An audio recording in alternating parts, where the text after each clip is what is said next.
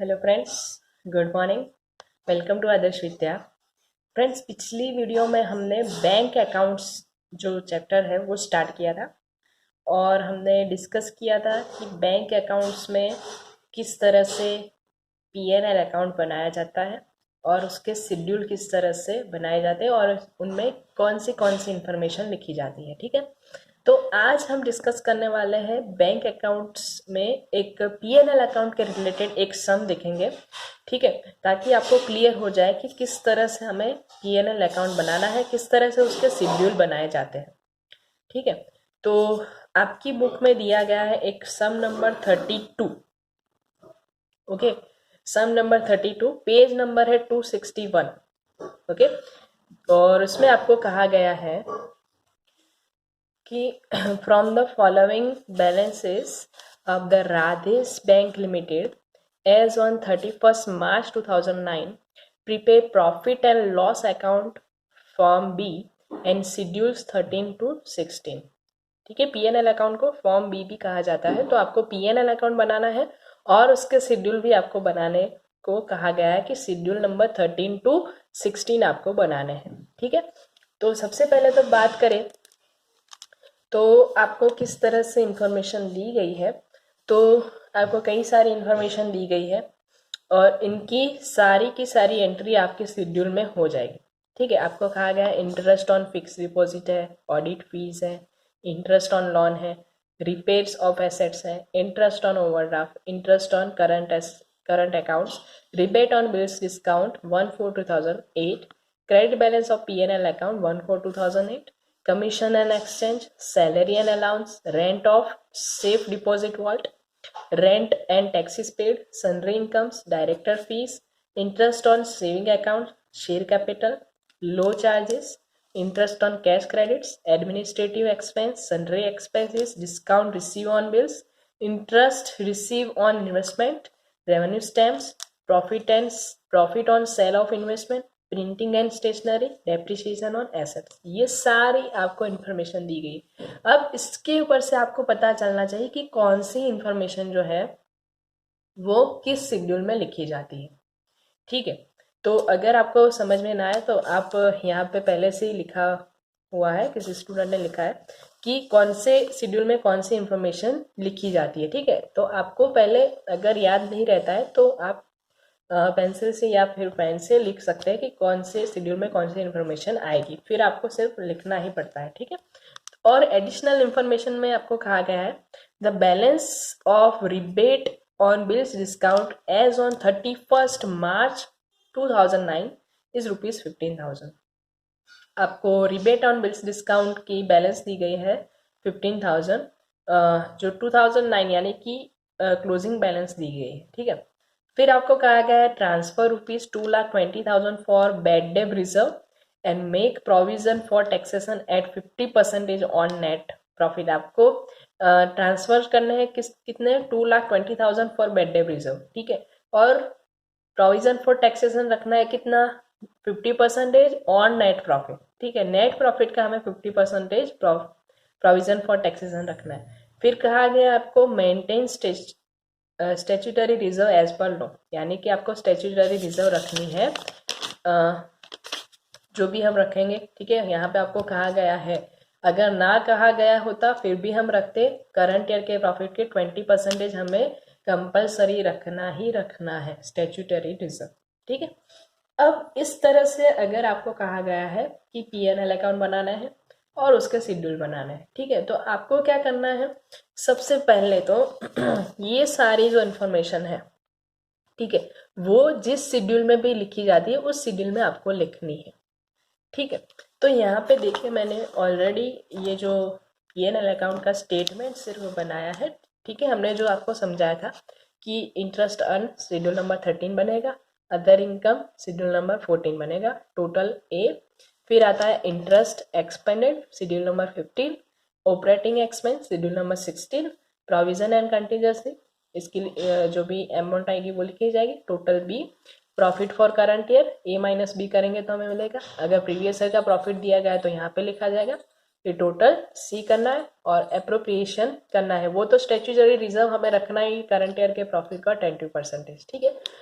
और अब बात करते हैं, ये सिर्फ मैंने स्टेटमेंट बनाया है। अगर आपको एग्जाम में पूछा जाता है तो सबसे पहले तो आप इस तरह से P&L अकाउंट बना लें, फिर हमें ये काम करना है कि शेड्यूल बनाने हैं, ठीक है। अब इसको मैं एक साइड रख लेती हूँ, क्योंकि अगर हमें शेड्यूल बनाने हैं, ठीक है, तो किस तरह से जो भी इंफॉर्मेशन इसमें लिखी जाएगी, ठीक है। शेड्यूल नंबर 13 हमारा है इंटरेस्ट अर्न, ठीक है। जो भी इसमें इंफॉर्मेशन लिखी जाएगी उसका टोटल हम लिखेंगे किस में, P&L अकाउंट में, ठीक है। तो सबसे पहले तो हम यहाँ पे शेड्यूल बना लेंगे। शेड्यूल नंबर 14 जो है हमारा अदर इनकम का बनेगा, ओके। चलिए फिर आता है शेड्यूल नंबर 15 इंटरेस्ट एक्सपेंडेड, ठीक है। शेड्यूल नंबर 15 और लास्ट जो हमारा शेड्यूल बनेगा वो बनेगा शेड्यूल नंबर 16 ऑपरेटिंग एक्सपेंस, ठीक है। आपको जो P&L का जो स्टेटमेंट है वो तो बना के ही रखना है, ठीक है। अगर P&L का अगर सम आता है तो फिर आपको बनाने हैं शेड्यूल्स, ठीक है। उसमें तो आपको पहले से बनाने का कोई ज़रूरत नहीं, क्योंकि जो भी इंफॉर्मेशन आपको दी जाएगी वो आपको उसमें लिखनी पड़ती है, तो हम पहले से कुछ भी उसमें कर नहीं पाते, ठीक है। चलिए अब बात करते हैं कि जो भी आपको इन्फॉर्मेशन दी गई है वो किस शेड्यूल में लिखी जाएगी, ठीक है। चलिए एक एक इन्फॉर्मेशन को हम शेड्यूल में लिखेंगे, फिर उसका टोटल करके हमें किस में लिखना है, P&L अकाउंट में लिखना है। चलिए आपको कहा गया है यहाँ पे, देखिए फर्स्ट है इंटरेस्ट ऑन फिक्स डिपॉजिट, ठीक है।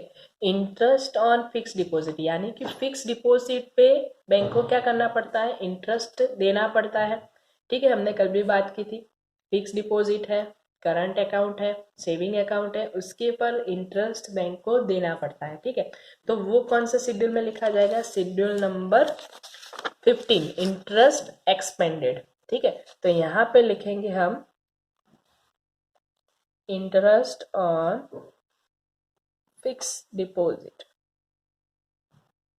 ओके। कितना है, 3,10,000, ओके। चलिए अब उसके बाद आपको कहा गया है यहाँ पे, देखिए ऑडिट फी, ठीक है। तो ऑडिट फी जो है हमारे कौन से शेड्यूल में लिखा जाएगा, ये हमारा एक एक्सपेंस है, ठीक है, ऑपरेटिंग एक्सपेंस है। तो ऑडिट फीस वो लिखा जाएगा शेड्यूल नंबर 16 में, उसकी अमाउंट है 16,000। तो यहाँ पे हमने ऑलरेडी बनाया है schedule number 16, okay. Audit fees 60,000, okay. चलिए उसके बाद आपको कहा गया है यहाँ पे interest on loans, interest on loans यानी कि लोन का इंटरेस्ट जो है वो बैंक का क्या होगा, बैंक की क्या होगी, इनकम होगी, क्योंकि बैंक लोन देती है, ओवरड्राफ्ट देती है, ठीक है, कैश क्रेडिट की फैसिलिटीज देती है, तो इसके ऊपर बैंक को क्या मिलेगा, इंटरेस्ट अर्न होगा, ठीक है। तो इंटरेस्ट ऑन लोन्स 15 लाख वो आएगा आपका शेड्यूल नंबर 13 में, ठीक है। तो यहाँ पे हम लिखेंगे इंटरेस्ट ऑन लॉन्स, ठीक है, 15 लाख, ओके। चलिए उसके बाद आपको कहा गया है यहाँ पे रिपेयर ऑफ एसेट, यानी कि जो भी आपका ऑपरेटिंग एक्सपेंसेस है वो सारे जाएंगे किस में, शेड्यूल नंबर 16 में। तो रिपेयर ऑफ एसेट वो लिखा जाएगा शेड्यूल नंबर 16, ठीक है। तो यहाँ पे मैं लिखूंगी रिपेयर ऑफ एसेट्स, ठीक है। उसकी अमाउंट है 45,000। यस, चलिए उसके बाद आपको कहा गया यहाँ पे इंटरेस्ट ऑन ओवरड्राफ्ट। ठीक है, इंटरेस्ट ऑन ओवरड्राफ्ट, तो ओवरड्राफ्ट की फैसिलिटीज दी है कम बैंक ने, उसके पर इंटरेस्ट क्या होगा, बैंक को अर्न होगा। तो यहाँ पे लिखा जाएगा interest on overdraft 4 lakh. Okay, चलिए उसके बाद इंटरेस्ट ऑन करंट अकाउंट्स, तो करंट अकाउंट के ऊपर बैंक को क्या करना पड़ेगा, इंटरेस्ट देना पड़ता है। तो वो जाएगा इंटरेस्ट एक्सपेंडेड में, यहाँ पे लिखा जाएगा interest on current account 15,000। Okay, चलिए उसके बाद यहाँ पे एक और टॉपिक आपको दिया गया है, रिबेट ऑन बिल्स डिस्काउंट 1/4/2008। आपको रिबेट ऑन बिल्स डिस्काउंट की ओपनिंग बैलेंस दी गई है 12,000। एक यहाँ पे देखिए आपको क्लोजिंग बैलेंस भी दी गई थी, रिबेट ऑन बिल्स डिस्काउंट की क्लोजिंग बैलेंस थी 15,000। ठीक है, और यहाँ पे देखिए आपको कहा गया है डिस्काउंट रिसीव ऑन बिल 65,000। इस टॉपिक को समझिए, आपको अगर इस तरह से डिस्काउंट दिया गया है और उसका रिबेट दिया गया है तो आपको याद रखना है कि आपको ओपनिंग बैलेंस जो है वो प्लस करनी है और क्लोजिंग बैलेंस जो है माइनस करनी है। अभी के लिए सिर्फ आप इतना याद रखिए कि ओपनिंग बैलेंस जो है आपको प्लस करनी है और क्लोजिंग बैलेंस जो है वो माइनस करनी है। ठीक है, और इसके पीछे का जो भी लॉजिक है हम बाद में डिस्कस करेंगे, क्योंकि इसके अलग से आपको सम आएंगे। ठीक है, वो हम टॉपिक जो है दूसरी वीडियो में डिस्कस करेंगे, बट अभी के लिए आप इतना याद रखिए कि डिस्काउंट में ओपनिंग बैलेंस जो है प्लस होगा, rebate on bills discount, closing balance जो है माइनस होगा। और रिबेट ऑन बिल्स डिस्काउंट जो है वो हम लिखते हैं शेड्यूल नंबर 13 में। ठीक है, शेड्यूल नंबर 13 में लिखा जाएगा डिस्काउंट रिसीव इन बिल्स। ठीक है, डिस्काउंट रिसीव इन बिल्स कितना है, 65,000। उसमें आपको क्या करना है, जो भी आपको रिबेट ऑन बिल्स डिस्काउंट की ओपनिंग बैलेंस दी गई है वो प्लस करनी है। ठीक है, तो देखिए रिबेट ऑन डिस्काउंट 1/4/2008, यानी कि जो आपको ओपनिंग बैलेंस दी गई वो आपको क्या करना है, प्लस करना है, कितना, 12,000। ठीक है, तो यहाँ पे लिखा जाएगा 12,000 प्लस करना है और माइनस करना है आपको क्लोजिंग बैलेंस ऑफ बिल्स। ठीक है, क्लोजिंग बैलेंस आपको दी गई है 31 मार्च 2009 की, कितनी है, 15,000। ठीक है, इसको अगर हम प्लस माइनस करें तो इसकी अमाउंट आएगी 62,000। ठीक है, डिस्काउंट रिसीव ऑन बिल्स में रिबेट ऑन बिल्स डिस्काउंट की ओपनिंग बैलेंस जो है वो प्लस होगी, क्लोजिंग बैलेंस जो है वो माइनस होगी सारे सम में। ठीक है, ये आपको याद रखना है। इसकी अमाउंट यहाँ पे लिखी जाएगी 62,000। ओके, चलिए ये टॉपिक तो क्लियर हो गया। चलिए उसके बाद आपको कहा गया है credit balance of P&L account 1/4/2008, यानी कि आपको पिछली साल की जो है इस साल की ओपनिंग बैलेंस, ठीक है, P&L अकाउंट, यानी कि आपको पिछले साल का प्रॉफिट दिया गया है 5 लाख। ठीक है, तो हमने पहले भी डिस्कस किया कि अगर आपको ये जो इन्फॉर्मेशन है वो डायरेक्टली लिखी जाएगी P&L अकाउंट पे। ठीक है, कि अगर आपको पिछले साल का कोई भी प्रॉफिट दिया गया है तो वो करंट ईयर के प्रॉफिट में प्लस होगा। ठीक है, वो हम बाद में डिस्कस करेंगे, जब भी P&L अकाउंट बनाएंगे तो उसमें जो भी पिछले साल का प्रीवियस ईयर का प्रॉफिट है वो हम लिखेंगे। ठीक है, चलिए उसके बाद नेक्स्ट है कमीशन एंड एक्सचेंज। तो कमीशन एंड एक्सचेंज जो है वो बैंक की इनकम है, क्योंकि बैंक कमीशन लेती है। ठीक है, तो ये जो है बैंक की अदर इनकम में लिखी जाएगी शेड्यूल नंबर 14। तो यहाँ पे लिखेंगे हम कमीशन, ये एक्सपेंस नहीं है। ओके फ्रेंड्स, क्योंकि कमीशन जो है वो बैंक जो है लेती है कमीशन। ओके, तो वो अदर इनकम में लिखी जाएगी, कमीशन एंड एक्सचेंज 75,000। ओके, उसके बाद आपको कहा गया सैलरीज एंड अलाउंस। ठीक है, बैंक की जो भी सैलरीज एंड अलाउंस है वो उसको देनी पड़ती है, तो वो आएगा ऑपरेटिंग एक्सपेंसेस में शेड्यूल नंबर 16। ठीक है, यहाँ पे लिखेंगे सैलरीज एंड अलाउंस 1,80,000। ओके, चलिए उसके बाद आपको कहा गया है rent of safe deposit vault. Rent of safe deposit vault ये जो है बैंक की इनकम है, क्योंकि बैंक जो है एक सेफ डिपॉजिट वॉल्ट की यानी कि एक लॉकर की फैसिलिटीज जो है कस्टमर्स को देती है और उसके बदले में वो रेंट जो है अर्न करती है। ठीक है, तो rent of safe deposit vault bank की इनकम है 32,000, वो लग जाएगा अदर इनकम में। तो यहाँ पे लिखेंगे rent of safe deposit vault. इसमें फ्रेंड्स आपको यही याद रखना है कि कौन से शेड्यूल में कौन सी इंफॉर्मेशन लिखी जाती है। ठीक है, यहाँ पे आएगा 27,000। ठीक है, नहीं 32,000 है, सॉरी 32,000। ओके, उसके बाद है रेंट एंड टैक्सेस पेड। ठीक है, रेंट एंड टैक्सेस पेड, तो ये जो है बैंक का एक्सपेंसेस है, तो वो लिखा जाएगा ऑपरेटिंग एक्सपेंसेस में rent and taxes paid 27,000। Okay, उसके बाद आपको कहा गया है यहाँ पे सन्ड्री इनकम्स। ठीक है, तो सन्ड्री इनकम्स जो भी है बैंक की वो जाएगी अदर इनकम में, तो यहाँ पे लिखेंगे हम सन्ड्री इनकम।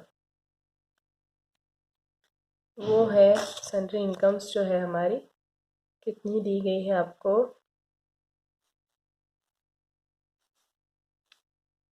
18,000।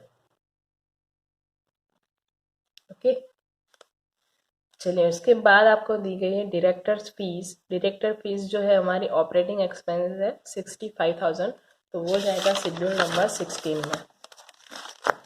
यहाँ पे लिखेंगे हम डायरेक्टर्स फीस 65,000। ओके, फिर आपको कहा गया है यहाँ पे interest on saving accounts. Interest on saving accounts 1,20,000। Saving account के ऊपर बैंक को इंटरेस्ट देना पड़ता है। ठीक है, तो वो लिखा जाएगा इंटरेस्ट एक्सपेंडेड में।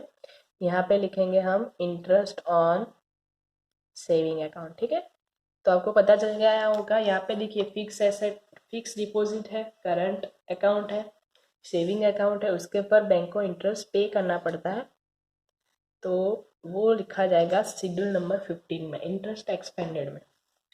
ठीक है, चलिए उसके बाद आपको कहा गया शेयर कैपिटल।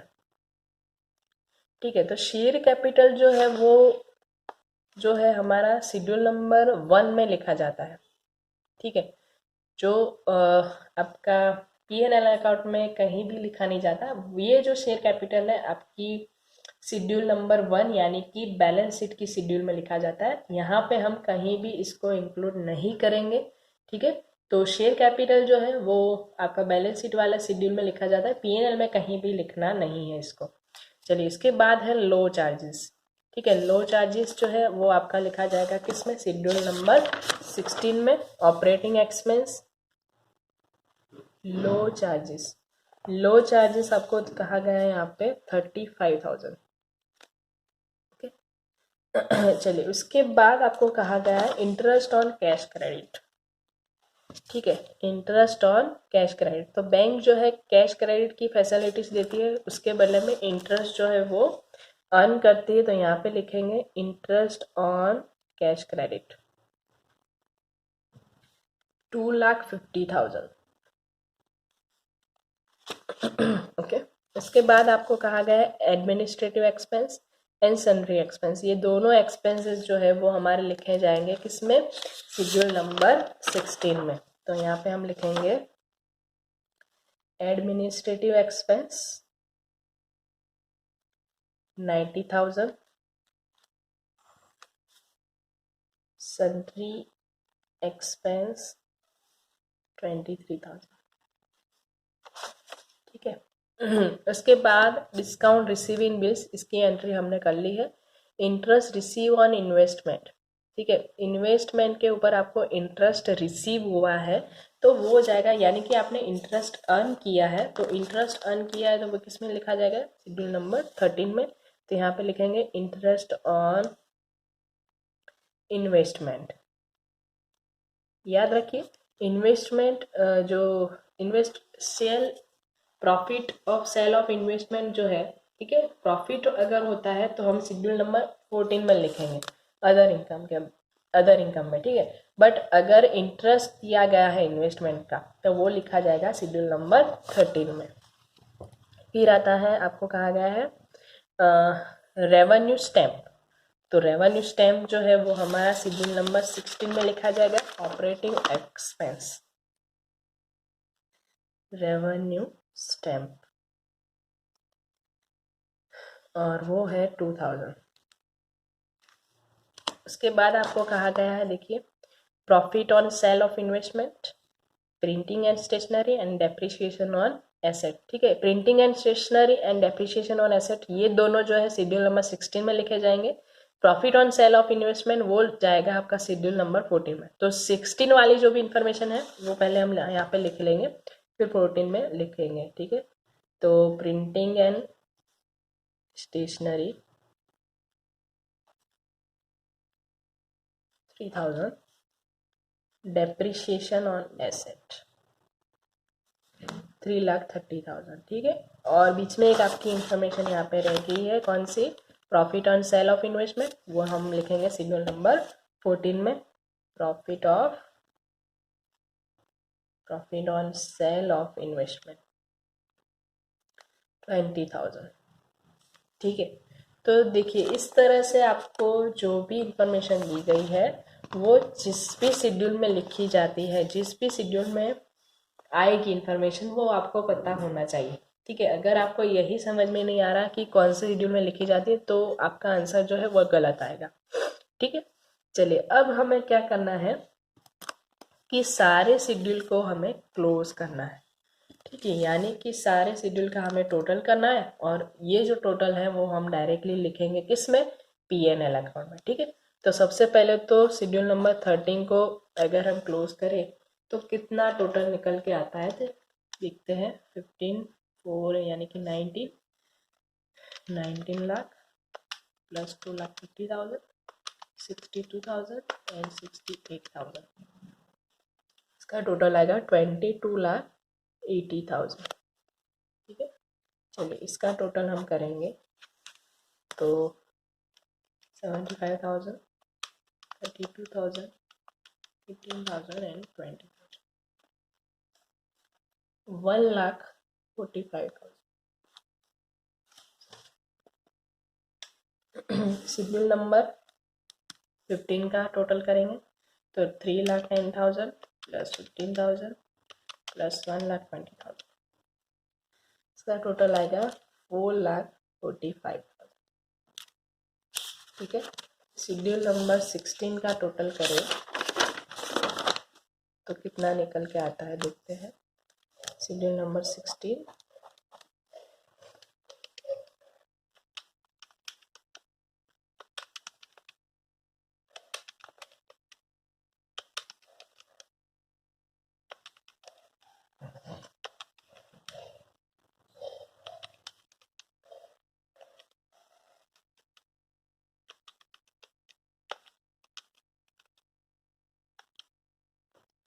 इसका टोटल आएगा 8,60,000, ठीक है।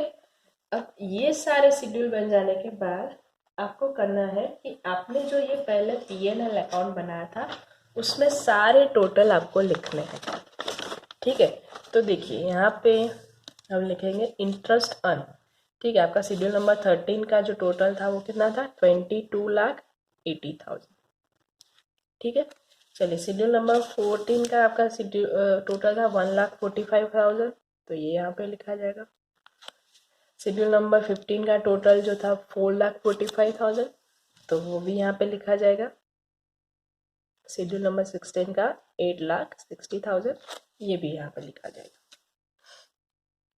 ठीक है, चलिए अब हमें करना है इन दोनों का टोटल, यानी कि टोटल हमारी इनकम कितनी है वो देखते हैं। 22,80,000 प्लस 1,45,000,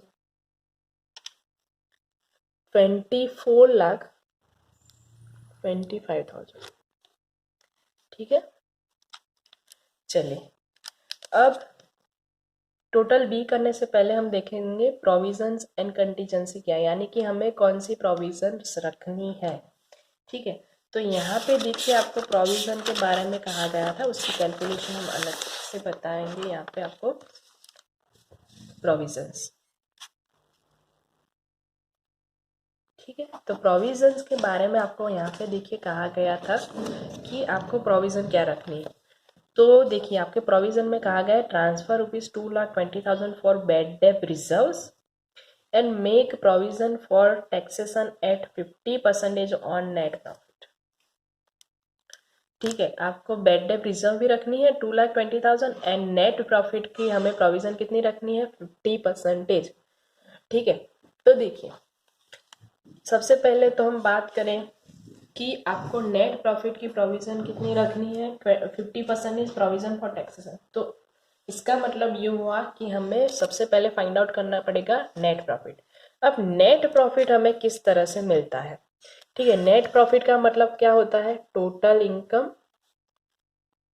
जो भी हुई है माइनस टोटल एक्सपेंस का मतलब क्या होता है हमें नेट प्रॉफिट। और नेट प्रॉफिट के ऊपर हमें रखना है कितनी प्रोविजन, 50% प्रोविजन फॉर टैक्सेशन। ठीक है, तो हम देखेंगे यहाँ पे टोटल इनकम हमारी जो थी वो कितनी हुई थी। टोटल इनकम यानी कि देखिए हमने यहाँ पे टोटल किया हुआ है total income. Schedule number 13 and 14 का टोटल कितना है, 24,25,000। ये हमारी टोटल इनकम है। उसमें से हमें माइनस करनी है टोटल एक्सपेंस। टोटल एक्सपेंस कितना हुआ है, तो देखिए यहाँ पे 4,45,000 एंड 8,60,000। और यहाँ पे देखिए हमने प्रोविजन एंड कंटीजेंसी भी रखी है, कितनी है, एक तो 2,20,000 बैड डेट रिजर्व तो है ही। ठीक है, 2,20,000 बैड डेट रिजर्व, तो इन तीनों का टोटल हम करें तो 4,45,000 प्लस 8,60,000 प्लस 2,20,000, तो टोटल कितना, 15,25,000 इतना टोटल हुआ है। ठीक है, तो इसमें से अगर हम माइनस करें तो 9 लाख जो है वो हमारा क्या आएगा, नेट प्रॉफिट हमें मिलेगा। नेट प्रॉफिट के ऊपर हमें रखना है 50% प्रोविजन फॉर टैक्सेशन।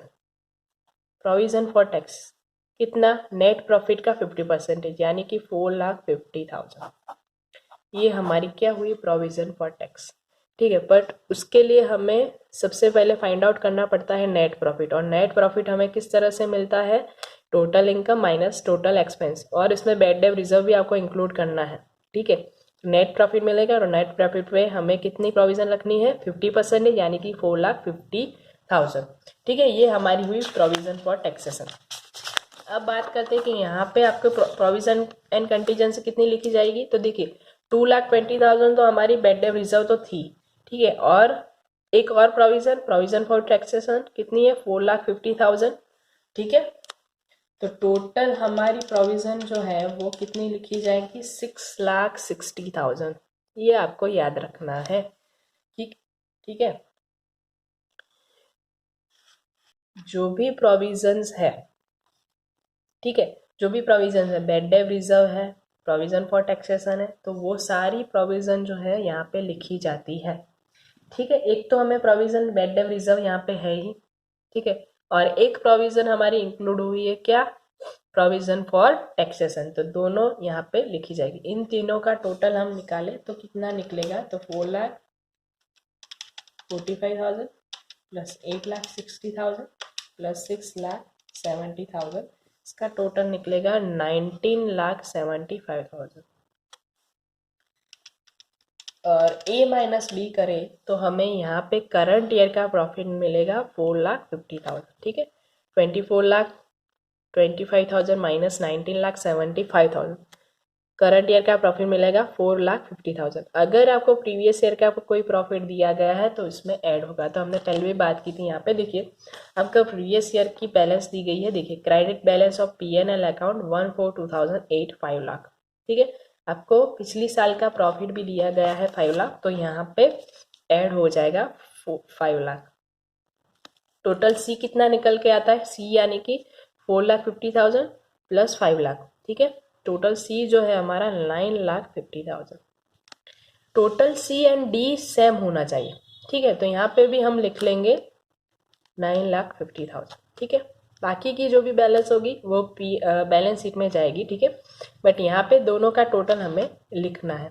अब बात करते हैं एप्रोप्रिएशन कैसे करना है। तो और तो कोई आपको डिविडेंड या कुछ भी नहीं कहना है यहाँ पे, बट स्टैट्यूटरी रिजर्व जो है वो आपको रखनी है कंपलसरी। किसकी, करंट ईयर के प्रॉफिट की 20%। तो करंट ईयर का प्रॉफिट हमारा कितना निकल के आया था, 4,50,000। ठीक है, और 4,50,000 की हमें स्टेचुटरी रिजर्व रखनी है 20% कंपलसरी। ठीक है, 20% हमने रखनी है। तो यहाँ पे कितनी आएगी, 90,000। 4,50,000 का अगर हम 20% निकाले तो कितना निकल के आएगा, 90,000। ठीक है, और तो कोई आपको एप्रोप्रिएशन करना नहीं है। डिविडेंड के बारे में भी आपको कहा नहीं गया है। तो ये जो भी यहाँ पे देखिए हमें बैलेंस रखनी है कितनी, यहाँ पे 9,50,000, यहाँ पे कितना है 90,000। तो जो भी बैलेंस यहाँ पे निकल के आती है तो माइनस करें हम 9,50,000 माइनस 90,000, 8,60,000। ये जो भी हमारी बैलेंस आई है, तो ये जो है बैलेंस ट्रांसफर होगी, balance transfer to balance sheet. ये आपका बन गया P&L अकाउंट। ठीक है, तो P&L अकाउंट में मेन आपका जो काम रहता है वो शेड्यूल बनाने का होता है, कि अगर आपको शेड्यूल बनाना आता है तो बाकी का काम आपका इजी हो जाता है। फिर तो यहाँ पे आपको टोटल ही रखना है। ठीक है, और जो भी आपकी प्रोविजन एंड कंटीजेंसी है वो लिखी जाएगी। करंट ईयर का प्रॉफिट निकलेगा, अगर प्रीवियस ईयर का है तो ऐड होगा। Total C and total D same रखना है हमें। स्टैट्यूटरी रिजर्व है कंपलसरी, आपकी करंट ईयर के प्रॉफिट की 20% रखनी ही रखनी है, और बैलेंस जो है वो ट्रांसफर टू बैलेंस शीट। ठीक है, तो इस तरह से हमारा P&L अकाउंट बनाया जाता है। और नेक्स्ट वीडियो में हम डिस्कस करेंगे कि बैंक अकाउंट की बैलेंस शीट किस तरह से बनाई जाती है, उसके शेड्यूल कितने हैं। ठीक है, और उसके बेस के ऊपर हम एक सम भी आपको डिस्कस करेंगे जो आपकी यूनिवर्सिटी में रिलेटेड है। और इस वीडियो में अगर आपको कोई भी क्वेरी है तो आप कमेंट करके बता सकते हैं, या तो फिर व्हाट्सएप में मैसेज भी कर सकते हैं। ठीक है, थैंक यू सो मच।